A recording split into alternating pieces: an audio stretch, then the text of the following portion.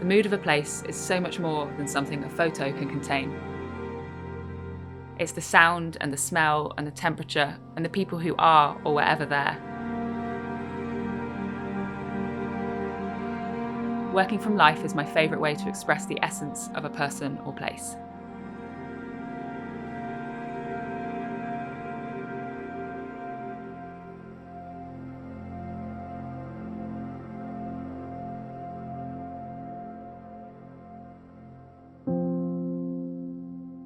I'm Bonnie Gibbons. I work on paper, from life, mostly to draw what it feels like to be in a landscape.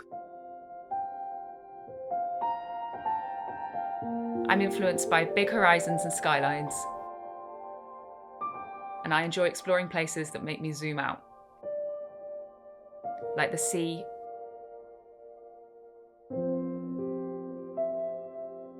or woods,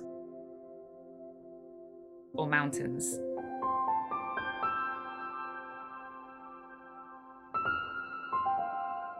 These are landscapes that have been here for millennia, so it's easy to feel shrunk down to size.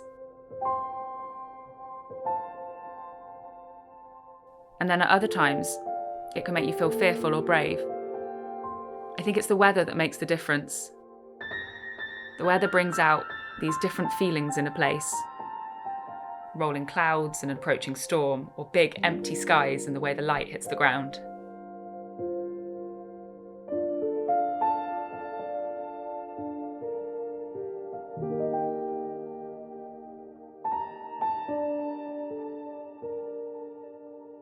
I've been visiting the shipwreck of the RMS Mulheim for over half my life.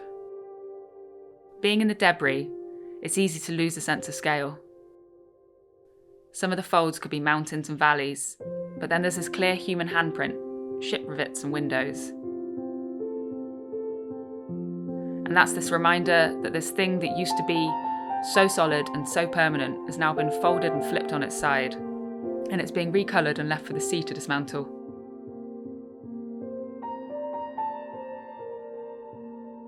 Everywhere you look, you can see more evidence of how materials work. How the elements have made metal buckle and blister. And how grey-brown material is split apart as it paints the rocks orange and red and purple. And then on top of that, water layers on greens too. It's an absolutely ridiculous amount of colour.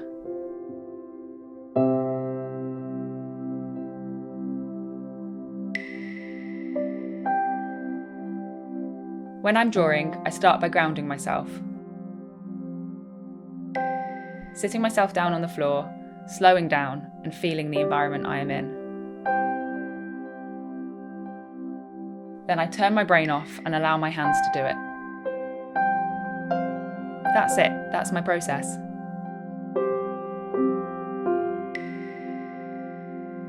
I try to remember that all fixed things are actually made up of ingredients that nature can separate back out again. And it's these layers I like to express in the layers of my drawing. I guess part of what I'm doing is unpicking these textures. I like to use a really broad colour range to layer and build. Pastels are really good for this. So an apparently simple grey needs orange, red, purple, green. And that's even before you add in what the cold shadows and the hot light are doing to the surfaces. I like the idea that you can look through the layers and see each of the surfaces in the landscape underneath. I'm trying to allow space for people viewing my work to imagine the different materials that these layers might be made of.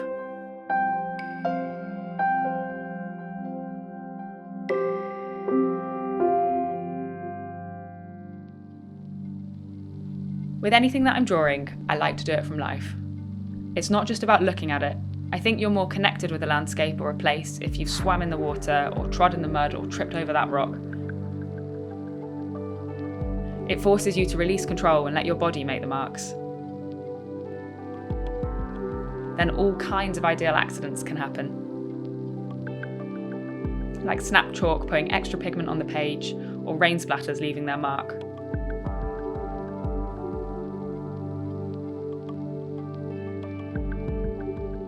There's no point wrestling with the outdoors. You have to be present and just let it happen. And I can't recreate that in the studio, or even on another day. That's a big part of the point for me. Capturing a moment as it really was.